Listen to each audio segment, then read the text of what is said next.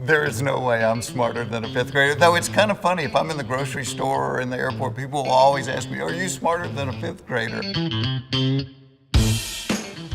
I never wanted to be just a Christian comedian because I thought then you're reaching a very limited audience. And to me, this ability to make people laugh is a gift. So I'm like, no, I just want to be a comedian that also has faith. What I found is that ability to make people laugh can sometimes create an audience and give you leverage to then go on and talk about things like faith. Pretty much every aspect of my life. I mean, I think within it is the wisdom of how to be a good husband, how to be a good dad, how to manage your money, how to be a good steward with, the blessings that you've got. I figure if I live my life in such a way, if I'm the kind of husband or the father or the friend or the person in the community that God's approving of the way I'm doing things, then it doesn't really matter what people think about it.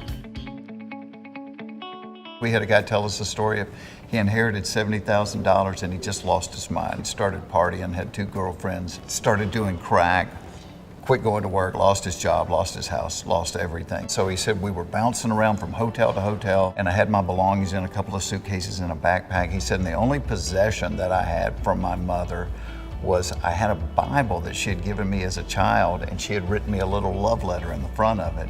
He said, but as the partying went on, I lost that backpack, the money ran out, the girls left.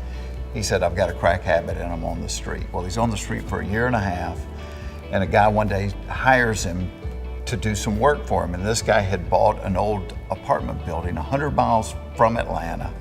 And he and another guy were gonna clean it out. In the midst of cleaning it out, they were going through this stuff and there was a pile of things in the corner, and as they're rooting through it, he finds a stack of books covered with dirt, and he reaches down to one of the books, and he opens it up, and there's the love letter from his mother. It's his Bible from 1.5 years ago, 100 miles away from where he lost it. And he said, I just kind of sunk to my knees, and I thought, you know what, if God is chasing me this hard, I'm gonna quit running. Well, that guy who was a crack addict and living on the street has now been clean for 8 years and has taken hundreds of guys off the street.